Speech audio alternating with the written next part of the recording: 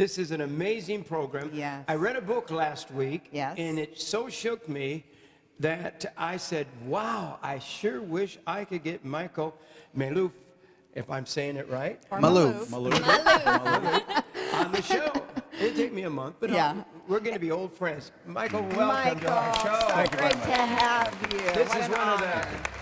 the most distinguished gentlemen that I think we've ever had on the program. Michael is probably the foremost authority I know on the EMP bomb.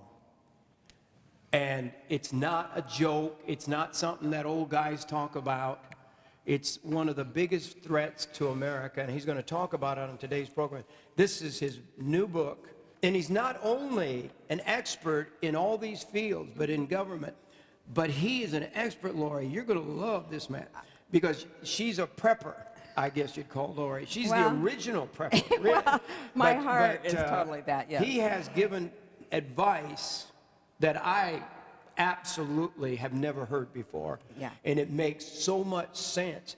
Nation Forsaken is one that I came up with simply because I felt the federal government, who knows about the impact of EMP, has known about it for years, but has done nothing about it. Oh. And it's really putting people at the individual level to fend for themselves. The federal government has known about EMP. I knew about EMP when I was in the federal government working in the Defense Department. My job at that time was to halt the diversion of high technologies. And we knew what an EMP was from the effects of the detonation of a nuclear weapon. And we saw how countries were acquiring the technologies, not only for their delivery systems or their missiles, but to make nuclear weapons. And if they have the delivery system and they have the nuclear weapon, you become a threat. And we see that today with North Korea. The North Koreans have successfully tested a low kiloton weapon. We believe that it's to develop what we would call a super EMP bomb, which is less destructive but emits more gamma rays. Gamma rays is a form of electromagnetic energy. Now, when you say less destructive, it's really more destructive in a way. It just doesn't destroy buildings. It doesn't destroy buildings, that's correct. It doesn't destroy anything. It doesn't kill people. It turns everything off. Is that right? Turns it off. Turns it off. Things that are not protected. How does it turn it off? It attacks, it overwhelms when that pulse.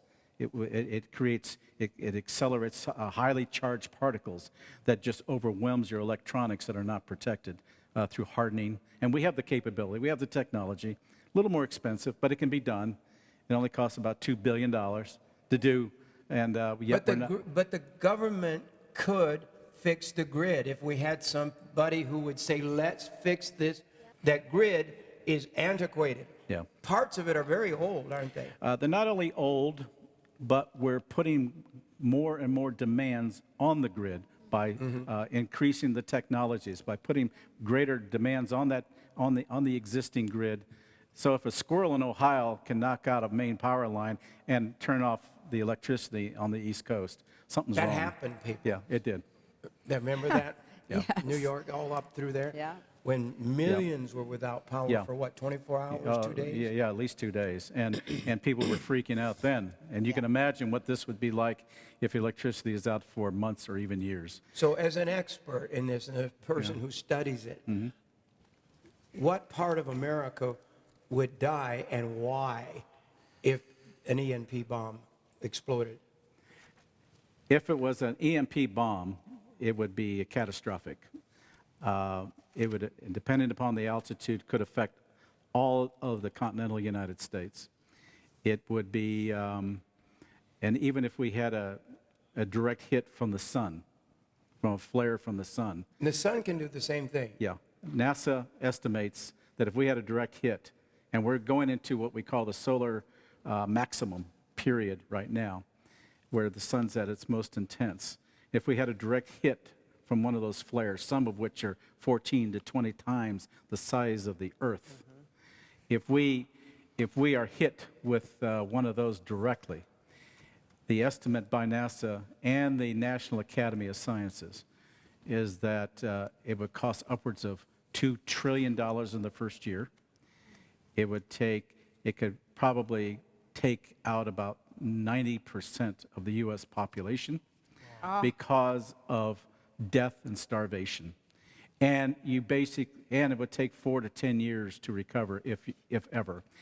Your urban centers basically would be wiped out simply because it relies so much on a technological base to survive.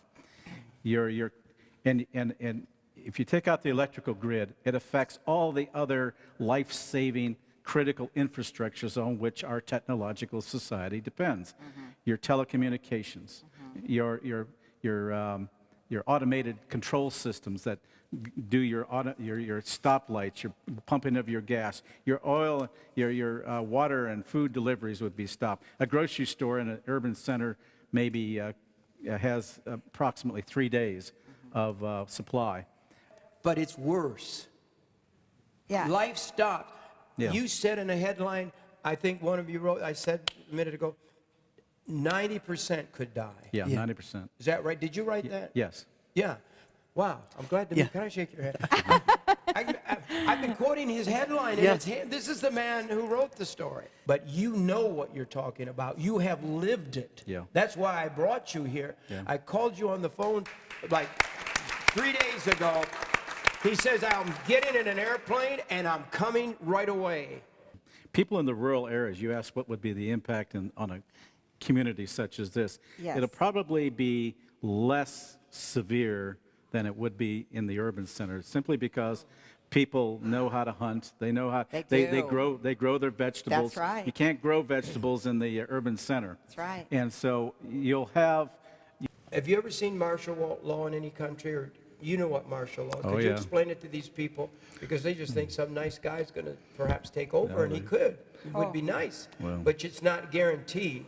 They have like a dictatorship, right? It's not only a dictatorship, you could be shot on sight if you break curfews. There's no habeas corpus. All of your rights are suspended. Oh, man. It's not a pleasant thing. And they can put you away indefinitely without charges. Well, the public will be, it's just going to be chaotic. You will have the gangs forming. You will have, you never know when you're going to be attacked. You can have all kinds of awareness, but if you don't, but if you have no fundamental law and order and basic civility, it's complete chaos. And I think that this is what we're trying to prevent.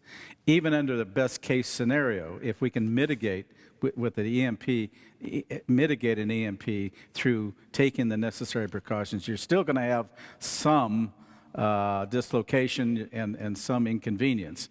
But if you are able to take care of the more critical infrastructures, it lessens that possibility. You'll have emergencies, but you won't have the geographically widespread chaos. And that's a best case scenario. Yes. We don't have that No, yet. we do not have We it. haven't done that. No. And if you'll read these 2 books and listen to some of this audio and video, you will get this is probably the most complete picture you can receive of what we're facing. And right now, the only way I know of is each individual prepare your own home, prepare Yes. your own house, prepare Right. your own place. Yes.